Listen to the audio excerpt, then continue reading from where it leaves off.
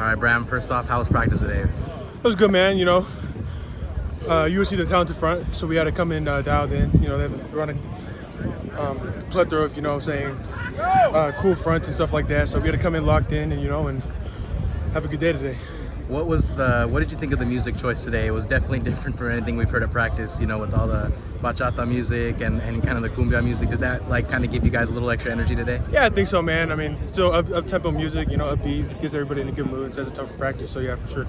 So you kind of already mentioned how USC has a tough run. They kind of run a 4-2-5, which, kind of brings a lot of pressure in the gaps. What's the challenge like for you as an offensive tackle to really set the edge this week? Yeah, I mean, they have really talented guys on the front, especially on the outside, and really communicating and come out here practicing hard and having a good mindset every day and really getting the film and, study the different looks. Coming off that, how crucial is kind of the relationships with the tight end this week to kind of, again, set the edge, but also kind of in a pass protection standpoint of things? Yeah, I mean, they bring a lot of stuff, a lot of different stunts, pressure, and stuff like that. So definitely have the tight end and being able to have, max pro and stuff like that would be very beneficial.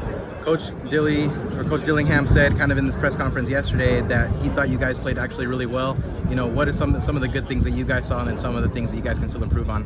Definitely, losing's never, a good thing. I mean, we only control what we control, but, coming back with a good mindset, not being too down on ourselves. And I feel like we fought all the way to the end, regardless of the outcome. I feel like we didn't give up, so I feel like something that was really good from the game. Do you feel a sense of leadership? We kind of heard that Joey got a little banged up, and, obviously Emmett's out, and, you had Max go down. Did you feel somewhat of a leadership role, coming in as you were technically one of the guys who had already had some of the most snaps in the season so far?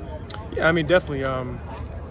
I've never really been like a vocal leader, but I think definitely now I feel like if I step up, and be that, along with the lead from Joey and all of the guys, I feel like that'll definitely help. Bring the younger guys, get everybody to be ready. So I feel like it'll be very beneficial.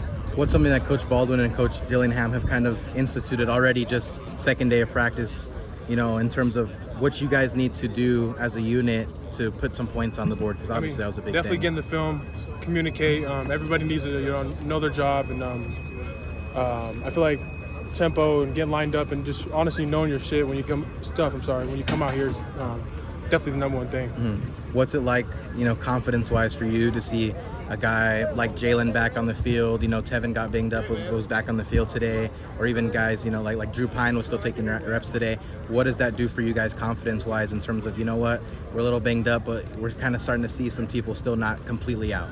Yeah, I mean, I definitely it shows toughness, regardless of the outcomes of the game, stuff like it would be very easy for a lot of guys to give up, point fingers, feel sorry for themselves. But I feel like a lot of guys are really bought in, and we said that, take that next step to really, move forward from now on. What's the message to a guy like Sean Na, who's, a freshman, but just getting his first reps in as a college player and kind of even coming in here today and getting a lot of reps? Yeah, I mean, definitely just look up to the guys that are next to you, the older guys, really come with an open mind, regardless of what the situation is, always be eager to learn and stuff like that. And, don't feel sorry for yourself. If he messes up, it is what it is, We're going to grow and learn on from here. I've kind of referenced this with other guys, but Coach Dillingham, again, likes to play spoiler. What is the message like in the locker room now that you guys have the number 5 team and the defending Heisman winner kind of coming into Tempe? I mean, it's just another game, You just got to buy in. Don't listen to the outside stuff, At the end of the day, we are who we got, So we got to come in and keep working.